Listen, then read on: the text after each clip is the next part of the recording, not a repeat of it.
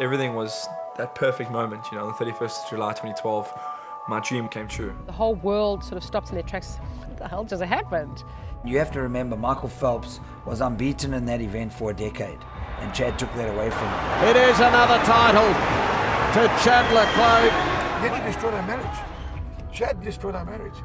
And then I realised, Yankees, he's got cancer. I think what Chad's going through at the moment is incredibly difficult.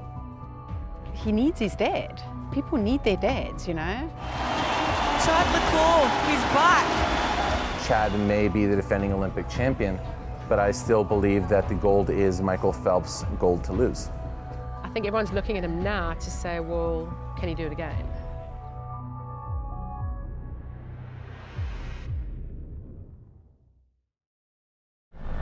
It's been a crazy road, you know, right from a kid up to Olympic gold. I never expected him to win a medal. I mean, I really didn't. I've got to pinch myself to know that he actually did it. He was nobody, absolutely nobody. We were nobody. There was no pressure. The expectation was zero, absolutely zero. The expectation was on Michael Phelps. My game plan was to swim like he did. My game plan was to beat Michael Phelps in his own game. The whole strategy behind the try to fly was just to sit off Michael Phelps and then swim over him, knowing that he can swim over him. He's got the heart of a lion. I remember feeling really, really weird. I would have thought that for Olympic final I'd be a lot more nervous.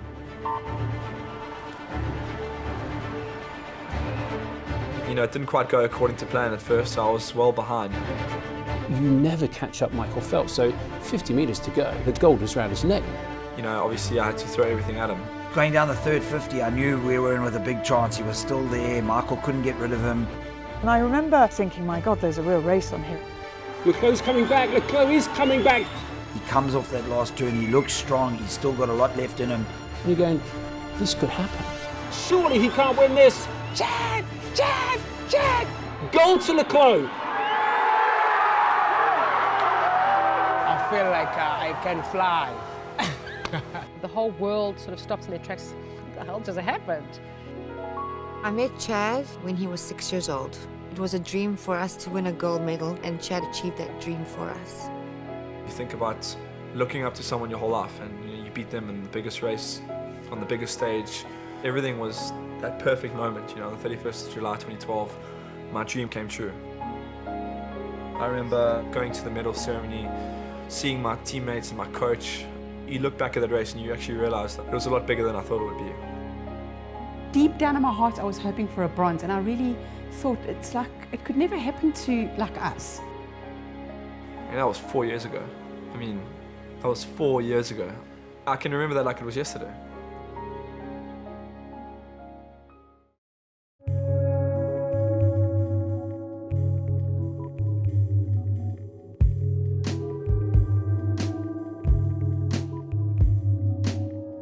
I train in Laaie Park in Pinetine.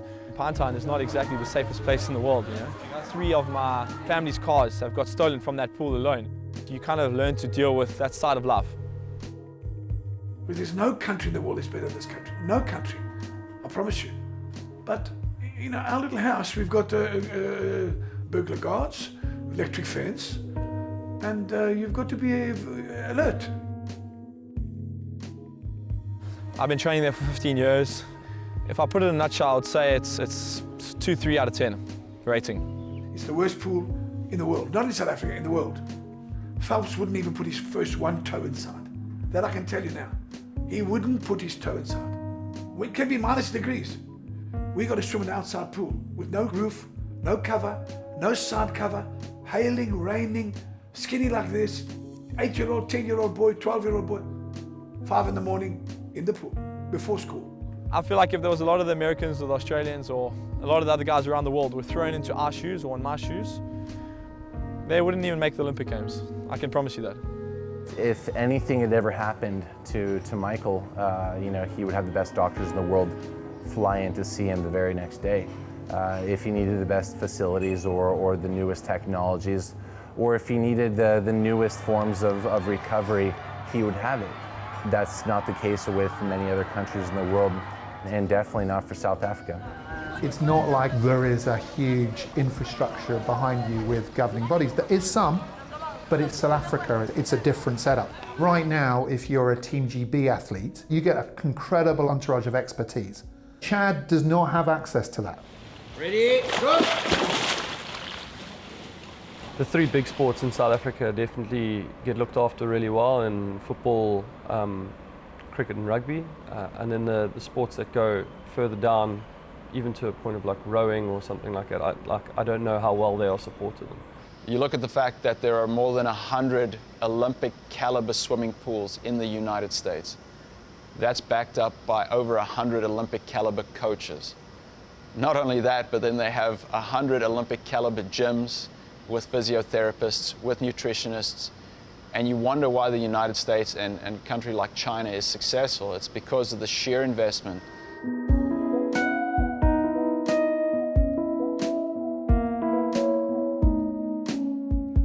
You know, maybe if he had had the luxury of swimming in a nice, beautiful covered up pool in the winter and beautiful open air conditioning in the summer, maybe he would have got 4 or 5 gold medals. You know, at the end of the day, I feel like the facilities, the hardships that I have gone through in my career, in my life, have made me who I am. The difficult times make you mentally tougher than other guys. You know, I know that when I step on the block and it's the Olympic final, I know in my mind that I can handle anything that gets thrown at me. I really believe that most of South Africa is supporting Chad. We all want to see him succeed because of our circumstances. You know, the hardships that we do face a lot of the times, you know, we're excited and we really hero worship medalists and people that go out there and represent the country to the best of their abilities.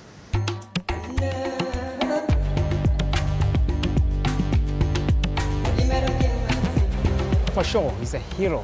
He's a hero because of what he's doing, and we're proud about him. I just like to be this guy one day. He is very fast, yeah. It means a lot to me because he represents South Africa since I'm a South African. It looks like the doors are closed for black people. You hardly see black people under competitions. It is a white man's sport, if I could say that. I don't mean to be racist by any means, but it's just maybe because culturally we've grown up swimming. If you look at the previously disadvantaged, if you look at smaller communities in this world or largely black communities, they don't have the luxury of a swimming pool in their backyard.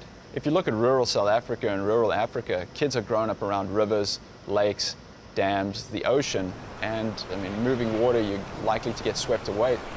We have a lot of drownings in South Africa every year, and that's one of the biggest issues, water safety, and you know, that's something we need to look into.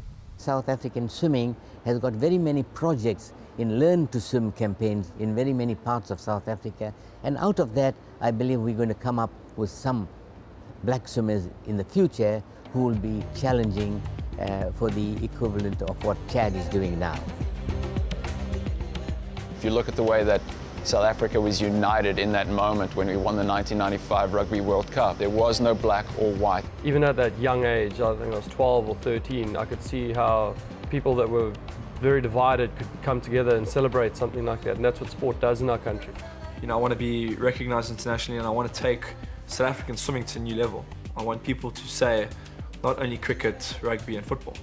You know, I want the guys to say, hey, the swimming team's swimming at 9 o'clock tonight, let's kids come watch, you know. Hopefully I can inspire a generation of youngsters to try and follow in my footsteps. That's the goal.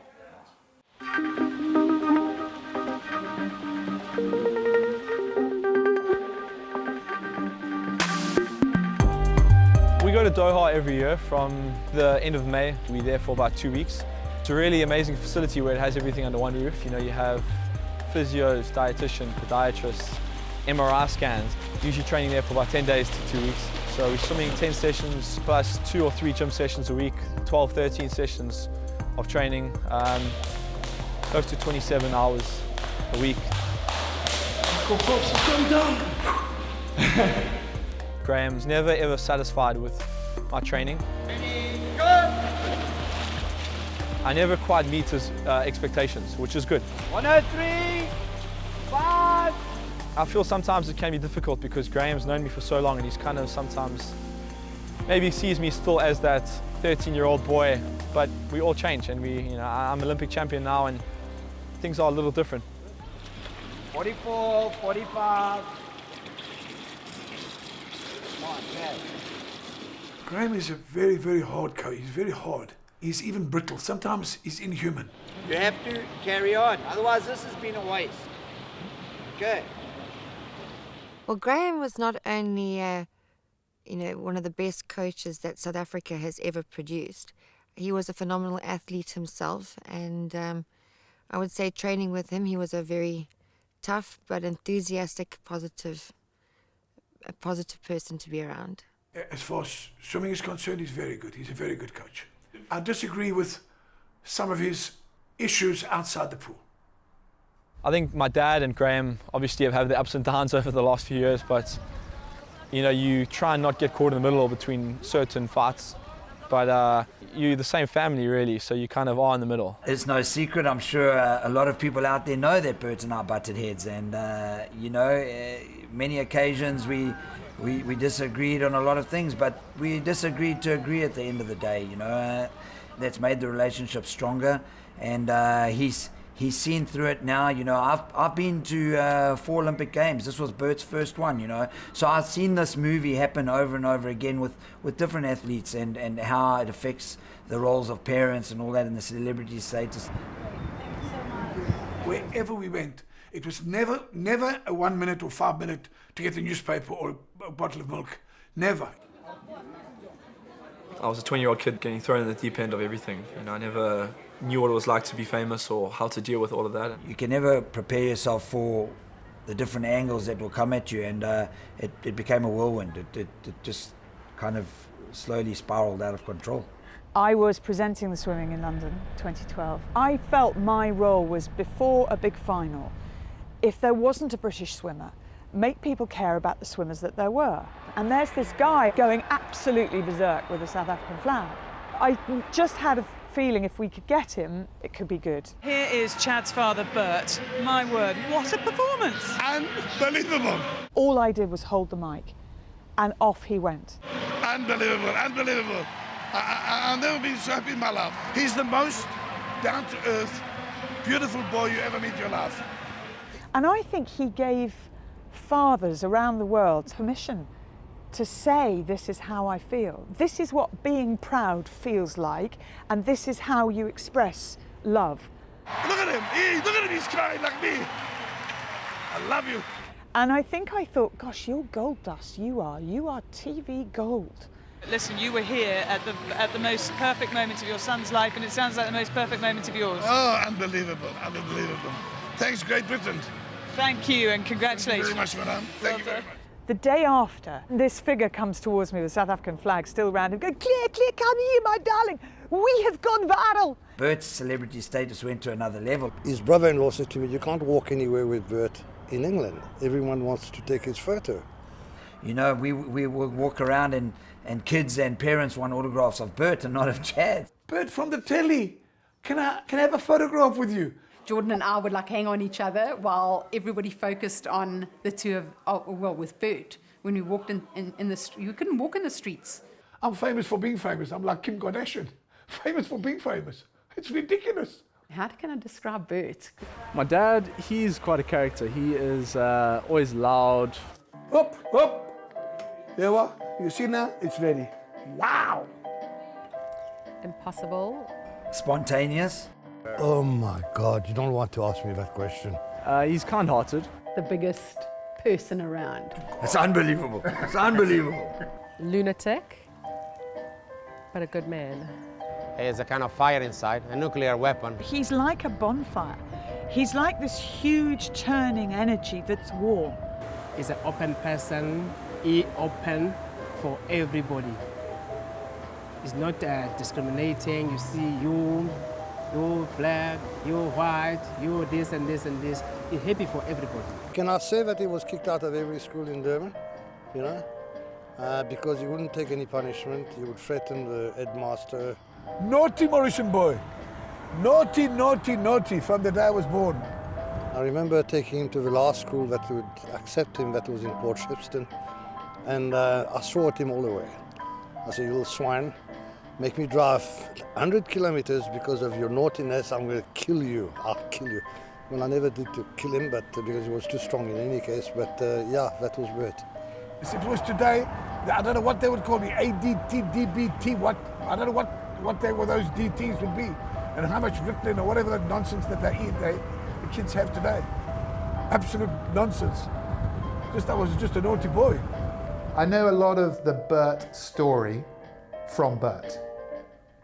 I haven't got the verified witness accounts, and I debate how much further I want to go into that. Here we are at the hair guru, coming for a shave. There you are.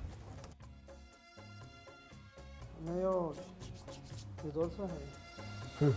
He told me, no moving. My throat's about to be cut. You know, I'm a Mauritian. I'm different. I grew up differently. I grew up differently. We were 10 of us, five boys, 5 girls. I don't really remember, but I've been back many times to Mauritius. They're invited here. It's very much like the Indians. Oh my God, thank you. Oh my God. Oh, you look beautiful, man. Yes. Bert is a very, very generous human being. How much for me and him, eh? Take it. Keep it, yeah. So keep it change. What I've seen is his generosity of spirit, actually, that, you know, ultimately Bert is a giver. What do you want? Yeah, Something to eat? Some bread. Bread, okay. There's many times that my dad has done stuff behind the scenes that people don't know about, that you guys will never ever know about. You know, it's personal stuff that I would never share with you guys, but it is just, it's beautiful. It really is beautiful. Okay. Thank you. Amba baba. Very much. Amba. Very okay, good. okay. Amba Number manji. one. Okay, baba. When I help people, I don't help people to help them. I help because it makes me feel good. Even if you give him R2 and a man says, God bless you. Jeez, I mean, just that in itself. So, you know, I think I'm making up for all the naughtiness I did when I was young. And I now have to do my penance. I've seen some things here, some fights, some boxing matches. Whoosh. I had an argument with the guy, he chased me from there with a gun to my house. I promise you. We're still friends to this day, that guy. I was a barmaid. I had 3 jobs back then. And at that particular time when he walked in with like a red jersey over his shoulders, I'll never forget. And I loved like his size, you know. Those days I was quite a dish, so even if I say so myself. And I actually thought Bert was a policeman. I couldn't believe who he was, you know. I wasn't a bad person. I just was naughty. Excuse me, guy. Whoops. Hey, get off the road, you silly. Oh, I mustn't swear. And then I saw him talking to one of the girls that I knew, and I said, like, geez, who's that? You know, she kept looking at me, and then I asked her, I said, listen, can I take you out for a night? You know what her reply was? And I gave him his change and said, I don't go out with drunkards. I was so offended I ignored her for about 3 weeks afterwards. I suppose if she had gone out with me the first time, I would never have married her. Because you want what you can't get, you know? And that's the truth. He was like a professional gambler when I met him. Didn't have really a job, and my parents ideally would have liked me to have married a policeman, you know? Oh, hated me. Only towards the end they started liking me, I think. I'm glad I married her. She's a good woman. She fights with me, but... And there again, I don't blame her. It's the truth. If I was married to me, I would fight with me too. That is for sure. My God. I think Jerry's done what no other woman could do or put up with. He's pretty tough. Maybe I just understood him off the bat. Do you know what I mean? I don't know. Like I always think, why do people make comments, you know, like you're going to get the medal one day, you know, when you stand at the pearly gates. You know, I've always understood Bert. Jerry was the best thing that ever happened to Bert because he was wild. And I think Jerry slowly but surely put a stop to all that, you know, a calming factor on Bert. Took a long time, but it got there eventually. I was one of the bridesmaids. It was an awesome wedding, and I'm happy with the way things turned out, and I wouldn't want it any other way. We've been married 25 years, some months, you know. We spent our 25th anniversary in Paris. He's 23 now, so he was about 2 years or so before I ruined my life, my marriage. When he came along, Jerry was everything. It was Jerry's everything, because she lost the first child. She had a miscarriage, and it was a hell of a thing, you know. So when Chad eventually came out, for the first 6 years of his life, there was not a mark on his body, because wherever he climbed a tree, there was Geraldine underneath. When I took him to swim, she was there crying on the side. Why are you making him cry? He doesn't want to swim like this and that and whatever it was, you know. So it was, all her attention was paid onto him. Yeah, we're at the school, and I want to introduce you to Chad's Gates. Well, this is Boys for Boys High. This is the famous gold and silver gates after London. It's been worn out now a little bit. You can see here, was all gold, and they painted all this silver, but obviously it's worn out. And all the ends here, all silver. This represents Chad's gold medal, and the trimmings is the silver medal. So it's been like that since he won the gold and the silver in London.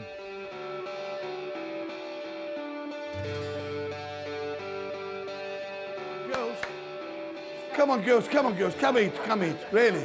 We're a little bit more relaxed than we were possibly when I was diagnosed, but Bert's been diagnosed with early stages of prostate cancer. For the first month, I couldn't really talk about it. I was really stressed because I can't imagine a world without him. I take a side. Just take a side like the Bert Leclerc, like he's my dad. That's my dad. I can't live without my dad.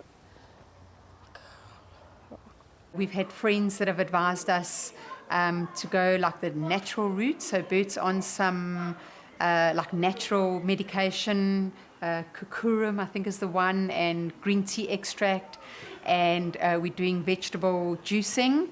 So we're going to try that for 3 months and see if there's any change in his PSAs, and just changing like a bit of lifestyle, you know.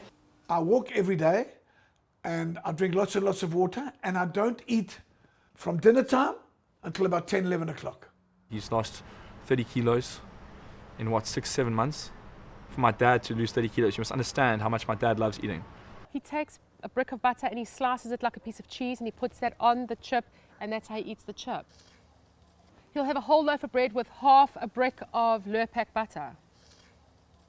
Curry, I think we're having curry tonight. I don't think he'll do it now because he's being all good. He'll take a few slabs of the butter and put it over his curry and eat his curry with that. So from that, and eating practically the whole motor of the fridge, to starvation. That's just stupid. Well, the moment that he told me really was a few months ago. You know, he came in and he just sat us all down, and it was quite hard for me because it's sometimes overwhelming. You know, you don't expect it to be, you know, your dad or anybody that you know. When he told me, I was quite grown up about it.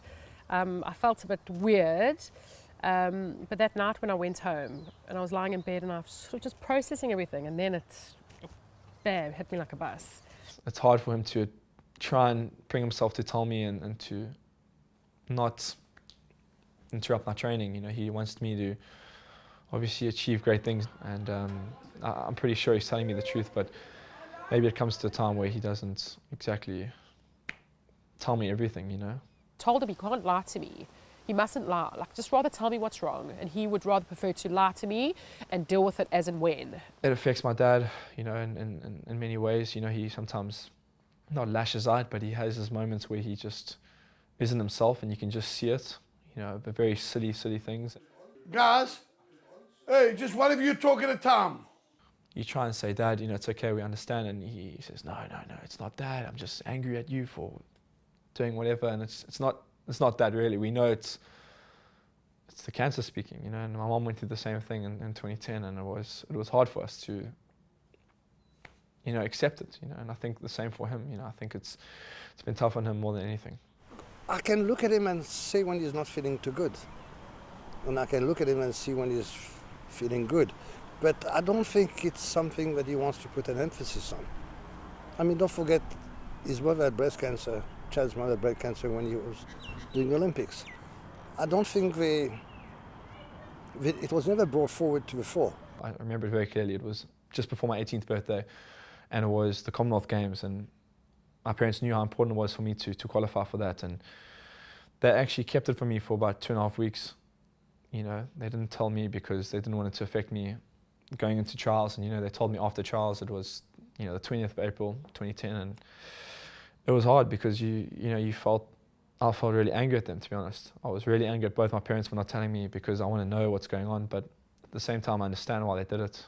Where I was diagnosed with breast cancer, it's like I was in a hurry to clear it, get over it, move on, whereas now we've got like a little bit of a different approach. I guess they help each other, but it's still hard, you know. I think my dad sometimes feels alone in it, even though he's not.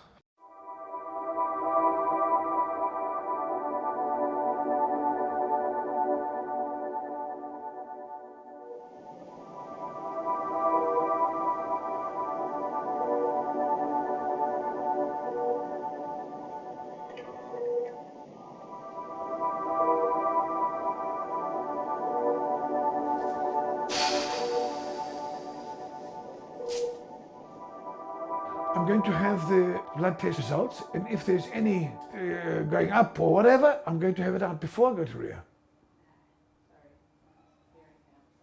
I will probably, my wife is saying no, I mustn't have it before we go to Rio, but I'm saying bang shangalang. My dad is one thing, he's very scared of dying. I know that's, you know, that's not cool to say, but he's very scared of that, so I know that he's going to do everything he can to get himself over the line. He needs his dad. People need their dads, you know. Yeah, our bond is unbelievable. We are the best friends. I don't think you can get closer than that, you know. And I mean, Bert's close with all his kids, eh? He loves his kids all the same.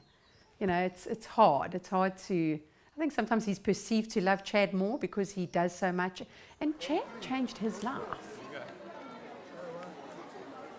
In all honesty, Bert is most probably the ideal father to have for someone like Chad. You know, he took care of the stuff at home. He made sure Chad was fed well. If Chad was sick or injured, he took care of that. He did exactly what a swimming parent should do.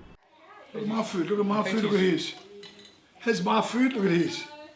He cooks for Chad, and he likes to be the one that like looks after Chad.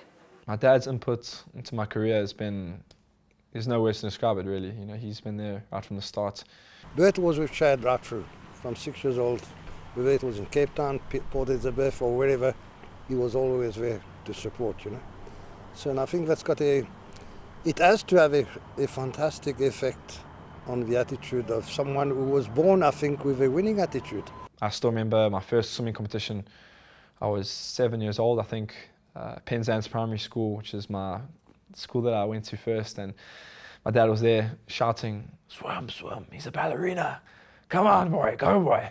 And I remember, you know, not even coming in the top 3 or not coming in the top 5 really, and you know, my dad was always there afterwards, giving me my favorite chocolate, supporting me, you know, atta boy, you did well, son. Just, those are the things that, you know, you remember. Right from that moment to the Olympic gold final. I mean, you guys all saw how he was after that, and that, to be honest, it wasn't a show. That's how he was when I made my first soccer team for the Durban Districts, the provincial or state championship team, which wasn't even a huge achievement. You know, he was crying his eyes out, and that's just the way my dad is. You know, he's a proud father, and I think, you know, I'm blessed to have him as my dad. I think we'd die without each other. And I mean that. I really do.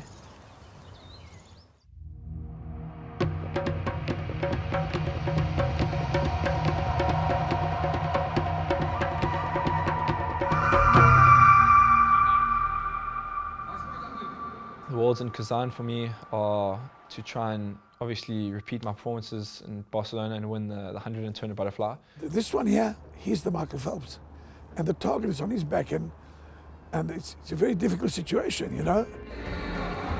200 butterfly final, Breslow Chi, Chad Clos, 4 and 5. Chad Clos, the defending champion, the Olympic champion, the son of Bert. He's going to go out 100 miles an hour and hope that he holds on. What I was thinking about in that block was just how I can't let everyone down and how I can't let my country down. So the first of our finals on night 4 of swimming here in Kazan. Clos is off very, very fast. He's flown off the blocks and already chasing the world record, but there is a long, long way to go. He's getting chased down already though. Che has got him in his sights. Sees Laszlo closing in on him. Che is overtaken now. Chad Clos struggling. Clos trying hard, but he's back in 3rd place. He has a peep across to his right. Clos can't get there. And it is Che who wins it.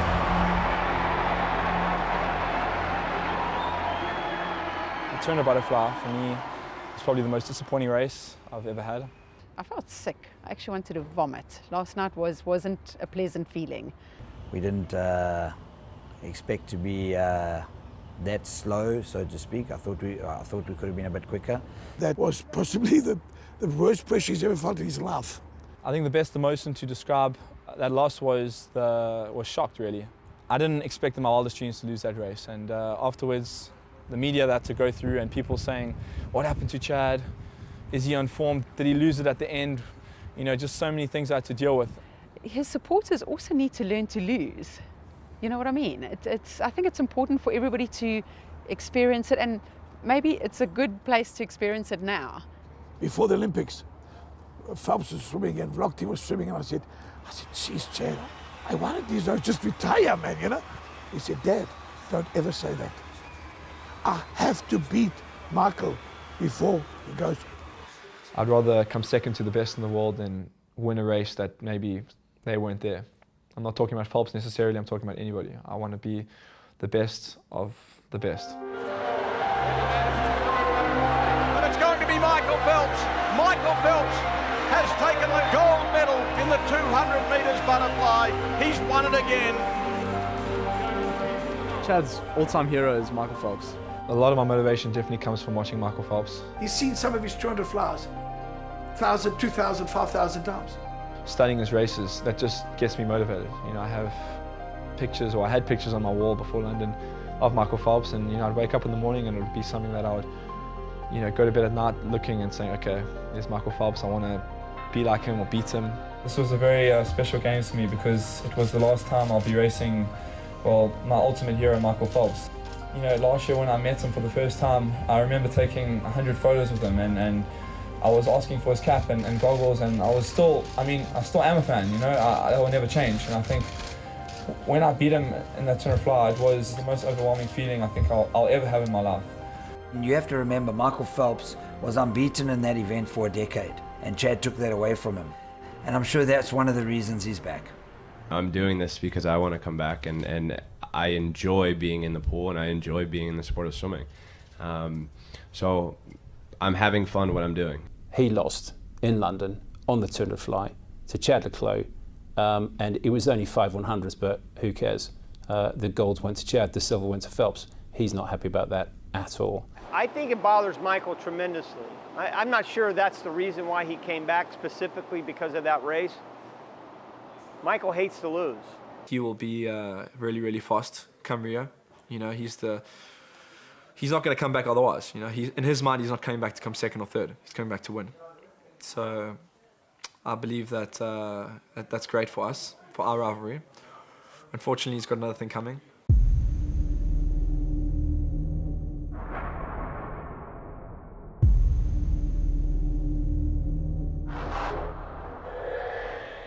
Every single day, I picture myself next to him in the pool. I see him next to me. You know, with that jaw, with that stroke. I see him there, and I try and picture myself in that moment, in that Olympic final, beating him. Do I like him? I think if you had asked me that question before London, my answer would be different to today. There's been a little bit of chit-chat between Michael and Chad, and the press love that kind of stuff. Phelps was saying, well, the 200 fly hasn't been that quick really in the world for the past couple of years since I retired. I don't do it to talk trash. I do it to state facts.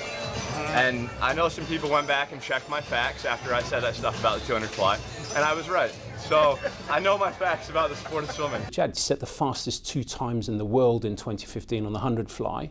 And so then he comes out and he goes, basically, check that out, Michael Phelps. Shut up and, you know, get on with it. It's kind of what he said. And you're going, whoa, that's a little bit strong. There were certain things that were said across the pond when we were in Kazan last summer that got Michael fired up. And I think that's a mistake because you don't want to poke the tiger. It just fuels me, and if you want to do it, go for it. I mean, like I said, I welcome it. I smile at some and get serious at other comments, but they are what they are. They're just comments, and they're printed on a piece of paper. It has nothing to do with me, and whatever I do in the pool will speak for itself. And then, of course, the timing for Michael was perfect because a week later they had the US Nationals and he just went in and he was totally fired up. And so Phelps went and went 11/100ths faster than the time that Chad did to win the World Championships. And then it was just going off and, oh, you know, he needs to shut up now and get it. And then Chad comes back and he says, what did he say? Something along the lines of, well, you know, it's nice and easy to swim on your own when you've not got any pressure, but when you're at the World Championships, you know, he didn't have Chad Clos chasing him down. And you go, yeah, okay, it's pretty brave. Sometimes words are spoken, and sometimes you're goaded into that by the media. And I don't know if Chad or his father were goaded into it, but regardless, I love it because it makes great television. He got involved with something which probably helped Michael, actually, and we don't need to help Michael. It was hard for me at the time because I've never really experienced anything like that before. You know, I've always thought of myself as being liked by everybody. You know, I like to be liked. And I think when I saw those messages on Twitter from all the mainly American-based, you know, Michael's going to kill you, hashtag we hate Chad Clos, you know, let's swim for second place. And, you know, just like it upset me a lot. You know, I spoke about that directly after, and I think I was more emotional at the time. But, you know, I look back on it now and I think I could have handled it a lot better. There's no doubt that the ability is there. There's just no doubt. There's no doubt of the winning attitude, the desire to win. For me, the only concern would have been the distractions. And if you don't curb that, then you got a problem. You know, you're an Olympic gold medalist. Straight away, the sponsors are coming on board. You've got agents running around. You've got family and friends, all expert coaches and in the know now how to make the next thing happen and want control of it. It comes with the territory of being a superstar professional athlete. Chad is the perfect fit for the brand. He's got a really warm personality, and on top of that, you know, to be at the top of his sport is obviously a great help because people will talk about him. Today in Cape Town we were filming for Amiga, commercial, some stills and also on the green screen. It was a bit like Justin Bieber or something.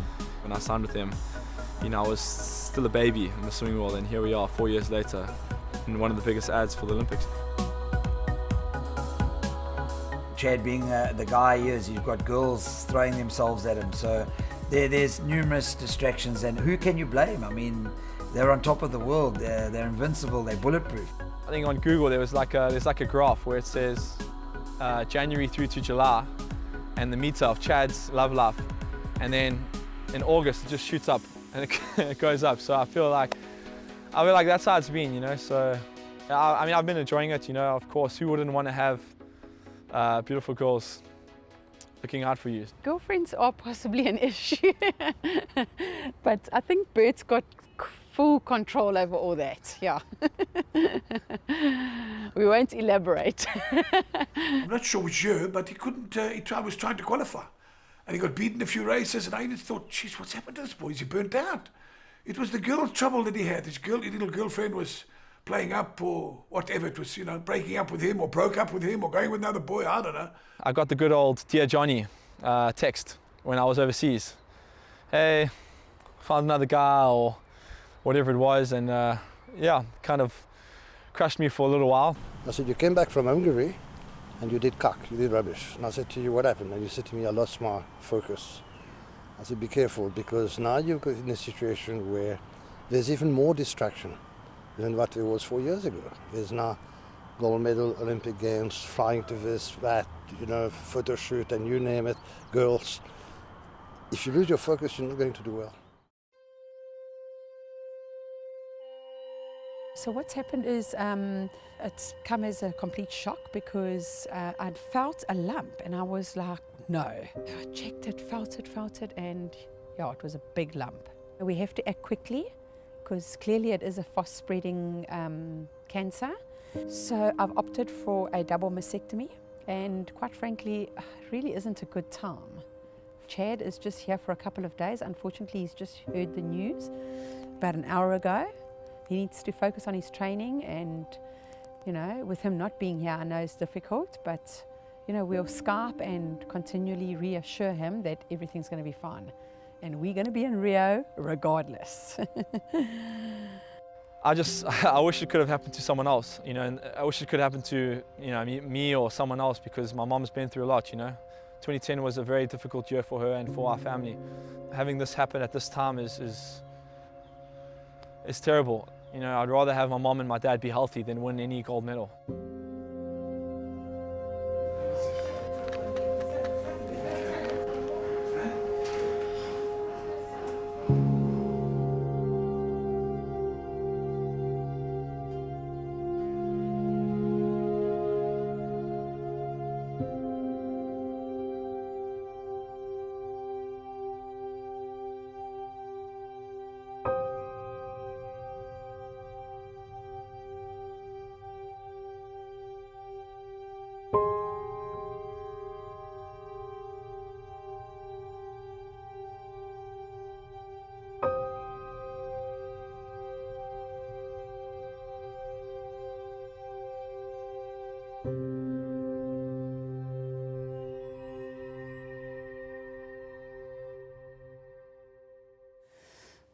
Recovering nicely, trying to take it easy, haven't done much, just resting. On Wednesday I'll see the oncologist to get an update on the chemo treatment. Having the breasts removed gave us an up that, you know, that if there's anything lurking we could delay it, you know, that we would be good and healthy for Rio. So I'd like to stick with that, and having the chemo will kill whatever else there is. So yeah, I'm positive, I'm good. I might go wig this time, I don't know, I haven't really decided. I'm a little bit more free-spirited than I was the first time, I think.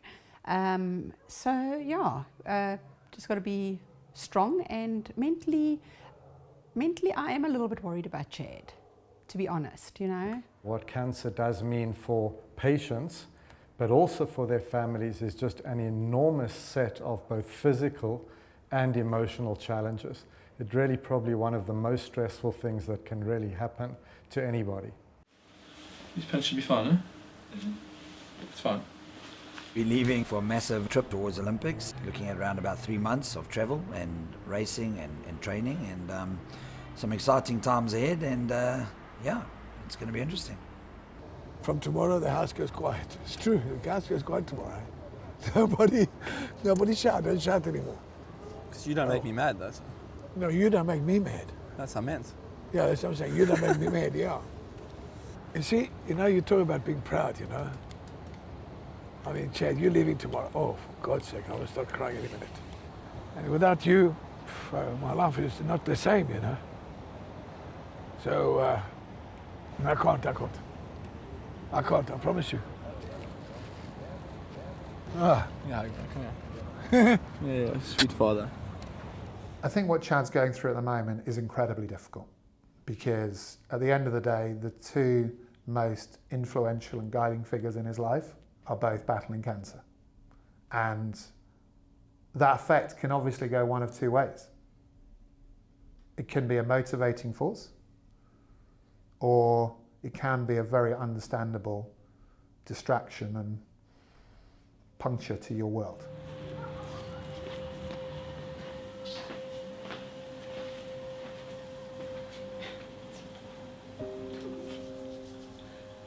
Monsieur,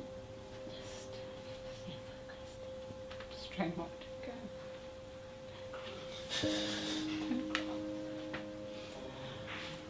No, it's not. It's not. Come. No, just... Love you too much. Just rest, okay? I am. See, I'm not doing nothing. Love you, eh? Oh, yeah.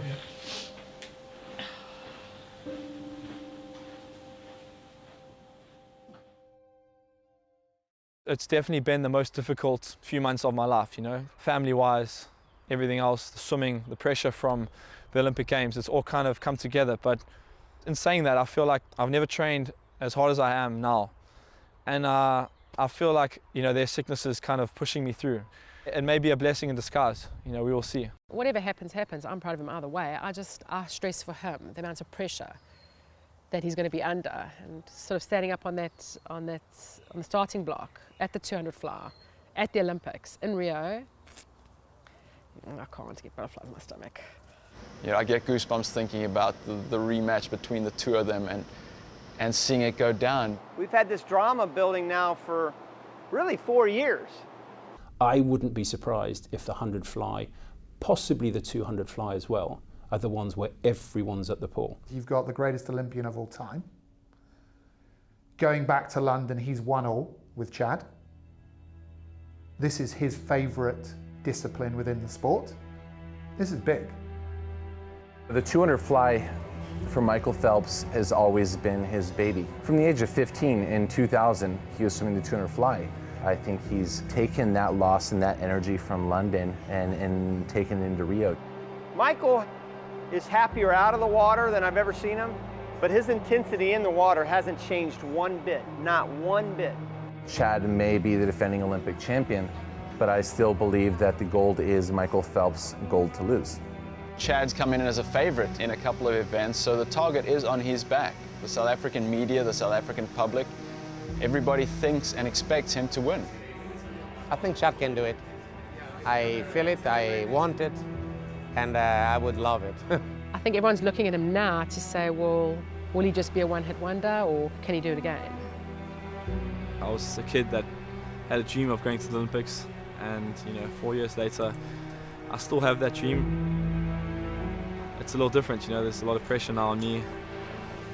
If you're swimming for something bigger than yourself, you can achieve great things. I'll always swim for my family, I'll always swim for my support, and I feel like at the end of the day, I will make them proud. Win, lose or draw, I will make them proud.